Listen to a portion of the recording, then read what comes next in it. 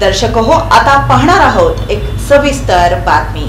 दक्षिण सोलापूर तालुक्यातील इंगळगी, कणबस आणि शिरवळ परिसरात असलेल्या शिरवळ धुबधुबी प्रकल्पामध्ये उजनी धरणाचं पाणी पोहोचलं। कणबस येथील मुख्य पुलावर आमदार सुभाष देशमुख यांच्या हस्ते या पाण्याचं जलपूजन करण्यात आलं।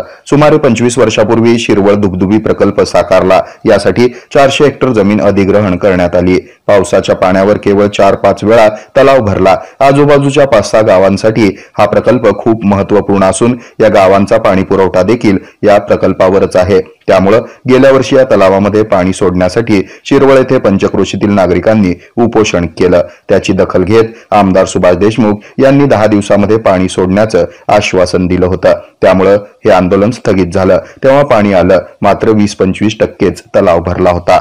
यंदा मात्र आमदार सुभाष देशमुख यांनी तलाव पूर्ण भरून देण्यासाठी जून महिन्यापासूनच प्रयत्न सुरू केले। त्यानुसार रामपूर आणि हणमगाव तलाव भरला। हणमगाव तलाव ओव्हरफ्लो झाल्यानंतर आता हे पाणी शिरवळ तलावात पोहोचलंय। रविवारी आमदार देशमुख यांच्या हस्ते जलपूजन करण्यात आलं। यावेळी अभियंता प्रल्हाद कांबळे, कणबसचे सरपंच गंगाधर दुलंगे, शिवानंद पुजारी, लक्ष्मण किरनाळे, गंगाधर पाटील, इंगळगीचे सरपंच विनोद बनसोडे, शिरवळचे उपसरपंच बसवराज पाटील, बिलणी पुजारी, इंगळगीचे राहुल वंजारे, सागर धुळवे, पुरुषोत्तम माने, गुरुप्रसाद माने, बोरुळचे ओंकार पाटील यांच्यासह शेतकरी बांधव मोठ्या संख्येने उपस्थित होते।